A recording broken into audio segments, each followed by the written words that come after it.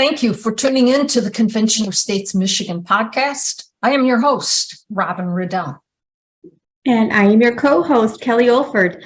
One thing that we often hear from people working in this grassroots movement is that people are feeling disillusioned about their future, and that Convention of States, and the reason that people want to get involved and people want to learn more is that Convention of States, the movement, is what is giving them hope for a change here in our country. And our guest today brings that type of perspective to our Convention of States grassroots here in Michigan.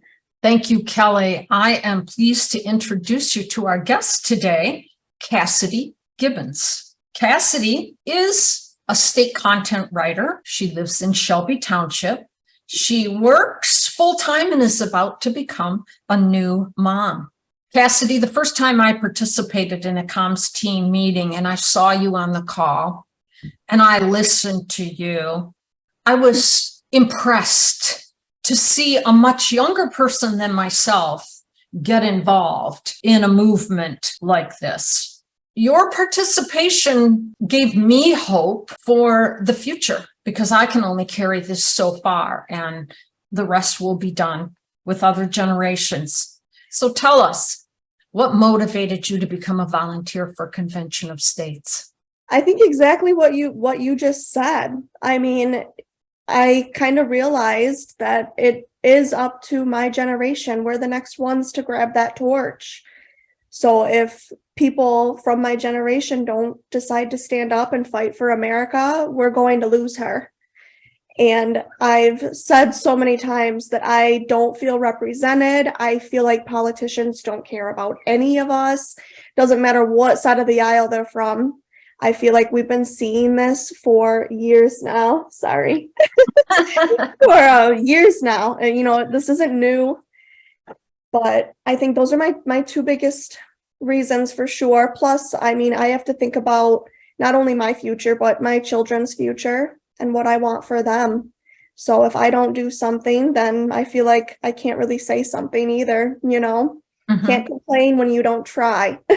You say that you feel like your views aren't represented. Do you want to give us an example of that? I think the biggest thing for me is that I feel like there's no more middle ground anymore. I feel like it doesn't matter what side of the aisle you're on. That's just fighting. There's no compromising, any of that. It's just, I guess the best way to say it would be they're not looking at our best intentions. Like as an American citizen, they don't really care about what's best for us. They more so care about what's best for them. Like how can they end up with more control, more money in their pockets? What's better for the big guy, not the little guy? And that's not what this country's about in any way. We the people control the government. That's how it's supposed to be. And that's not how it has been in any way.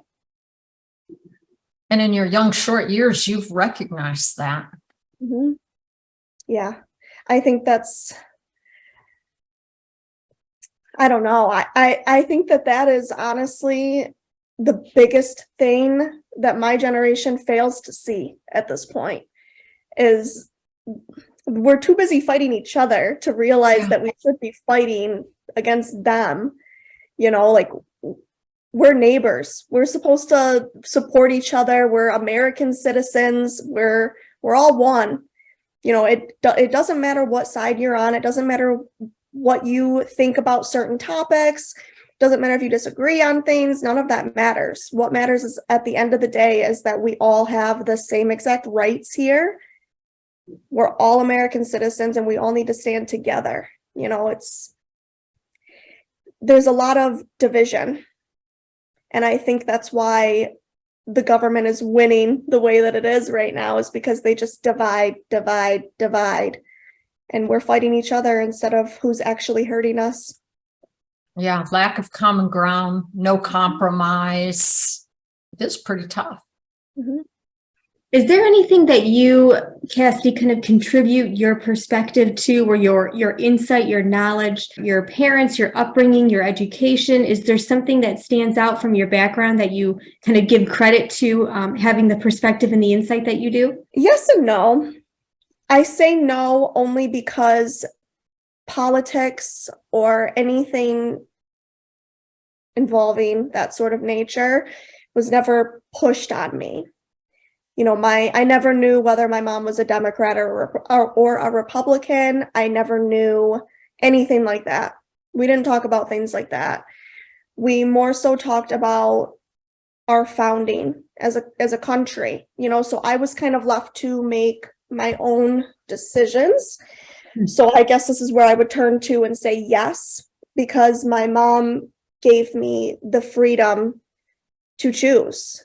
She, you know, would tell me that this is our Constitution, this is how our country was founded, this is why things are the way they are, this is why you're allowed to say what's on your mind and not get in trouble for it.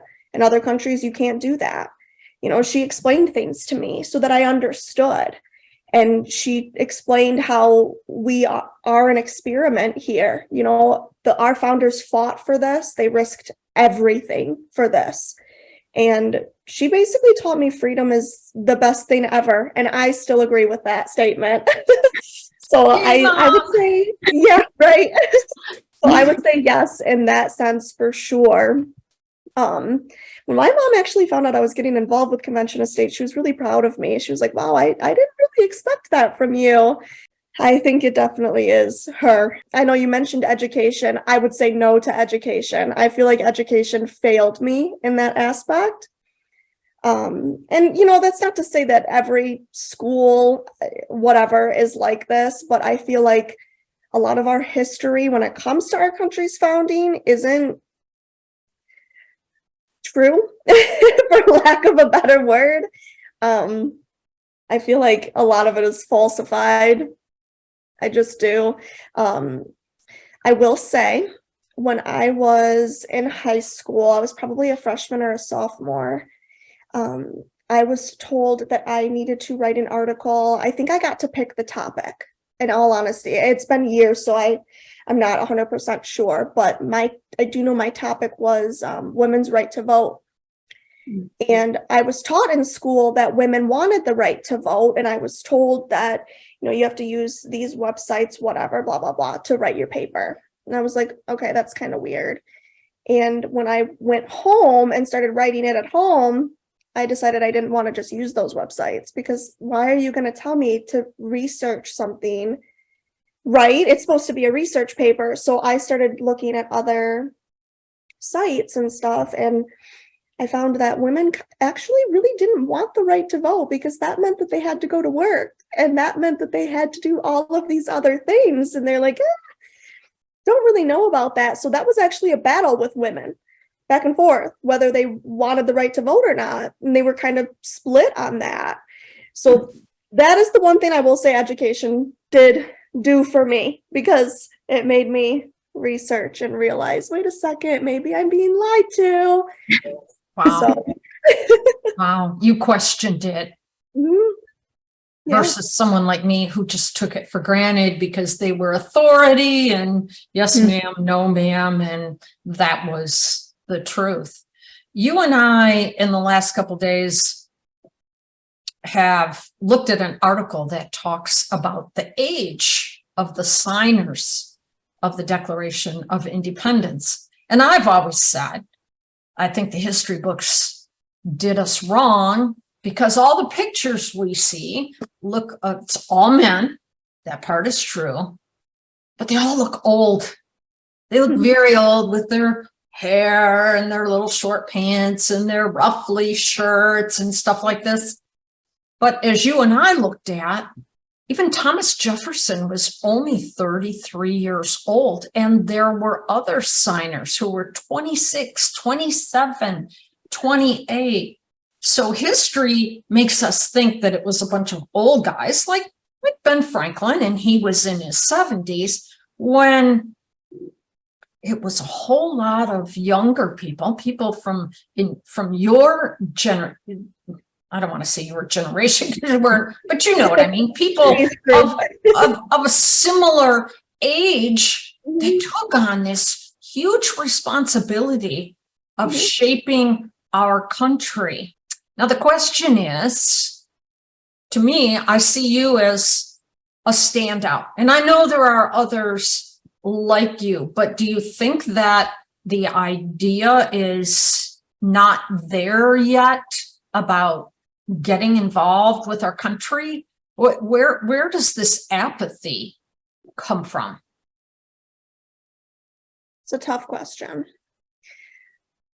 I feel as though there are a lot more people my age that see what's going on than we're led to believe. I think that there are a lot of people that are just not getting involved because they probably feel like they can't do anything. Mm-hmm. And that kind of sucks because you can. And I know people always say, oh, but I'm just one person, and oh, one person's not going to change anything. One vote's not going to change anything. There's no point. There's no point. But I can understand that thinking because I'm a pretty understanding person, but I don't agree with that thinking in any which way, because all it takes is one person to make a difference. Martin Luther King was one person, and he created an entire movement. I mean, it just takes one person to stand up and be brave, and then other people will stand up and follow. Because unfortunately, that is how a lot of people are. They're more so followers than leaders, which is fine. But to sit there and say that it doesn't matter, I don't think that that's okay or good in any way. And I think that that is probably what my generation struggles with the most, is thinking that they can't do anything when they can. I mean, even something as little as, debating, or I don't know, whatever word you want to use for it, arguing, fighting against what other people think. How Charlie Kirk goes around and kind of debates people. There are plenty of people that do that, and getting those other viewpoints flowing. I mean, that's what America is about. And a lot of people my age just kind of bite their tongue and don't say anything. And I think that's part of the issue right now, is everybody is scared to say something. Well, and it might not be just your generation. Let's face it, we've been through this whole cancel culture where people have lost jobs, they've lost spouses, friends, family members. So maybe it's easier just to be silent. I can tell you from where I sit as a volunteer with Convention of States, I see the little actions of multiple people every day, whether it's writing something like you have, Kassity, or standing out in front of a room. Kelly does events for moms over in her area. Those little things matter, that if you can walk out of the room and you touch just one person, if you activated just one person to learn more, then we're moving. And it is there. And it takes courage to speak out. It takes courage to be different. And I don't know if I could have done it when I was at your age. I was just coming into my own and finding my voice on personal issues, let alone politics. I probably wasn't paying attention back then, but obviously you were. We've got just a couple minutes left. Kelly, is there any thing else you'd like to ask? This is kind of a last minute thought. I mean, is there anything specific or any ideas that you have, that for other people to be able to get themselves engaged and motivated and informed? As far as my generation goes, I feel like the best thing I personally think of would be our future, because we're at that kind of tipping point where things are either going to get worse or get better. And I think it's pretty safe to say that the majority of us think that things are pretty bad right now. So thinking about them getting worse is pretty scary, right? I think that's the biggest influencer for a lot of people, because we are at that age where we will see the repercussions of our current actions. What's going on right now will affect us. And we've only got two ways to go. Either we're going to keep going down, more government control, more spending. It's going to get bad. I mean, to the point where some may even say America may completely fall to communism or socialism, which are kind of same bird. But if you don't want that to happen, then you need to do something or say something. You have to. All of us. All of us. Yeah. Not just my generation, all of us. I will say that the torch is continuously passed down. Sure. I always say this, it's my favorite. The torch of liberty is continuously passed down, but if it's not fought for continuously, it will slip, it will fall, and America will go with it. And that's probably the biggest thing that my generation is going to have to do, is instill these core values into our children. So I'm about to be a first-time mom, and I know that that's my biggest thing, is I want my child to have morals and respect, and I want them to know what our country is founded on. I don't care what side of the aisle they end up on, because that shouldn't matter. None of that should matter. What matters is that you understand our history and that you fight for that. So I think that that's probably my biggest motivator, and I think honestly it should be everybody else's too. I mean, whether you want kids or not, you're going to get old one day and you'll be left with what's going on right now. So if you don't like it right now and don't want it to get worse, you better do something, because this is not going to end well. Kassity, thank you very much for spending time with us on this podcast, being honest with your feelings, sharing with what you have on your mind. I hope that when we publish this, that others of all ages, any side of the aisle, see it and understand that there is a course for the future. And it requires that all of us be activists, that we speak up and do one thing every day. We need more volunteers. We will always need more volunteers. And it doesn't matter if you're young, old, which side of the aisle, it doesn't matter. We are all Americans. The common ground is that we are Americans. And we do need to fight to keep our freedom. To our listeners, I would tell you, it's your turn. You've heard from Kassity, from Kelly, from me. Become a volunteer. Speak up. Say something. Go to our website, conventionofstates.com/Michigan. Do your own personal due diligence, just like Kassity did when she was researching voting rights for women. Do your own due diligence. And when you're satisfied that this is the answer, we invite you to sign the petition and join us. And when you sign the petition, it actually does a couple of things for you. First, it sends a note to your state legislatures. They'll receive a notification that you support the Convention of States resolution. And then it also puts you kind of on the mailing list. You'll begin receiving information, emails about Michigan-specific events and activities and information, as well as at the national level as well. So if you sign the petition, that's a good way to kind of get you started and get you launched with Convention of States to get yourself more informed and be able to get activated from there. Thank you, Kelly. Thank you, Kassity.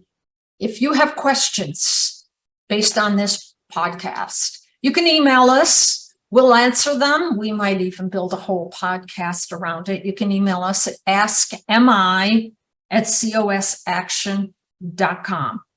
And if we've inspired you to take action today, volunteer. When you're on the website, there is a place to volunteer. We have a variety of roles available to you. Remember this, you are never too old or too young to make a difference. Take some action today. Stay with the fight.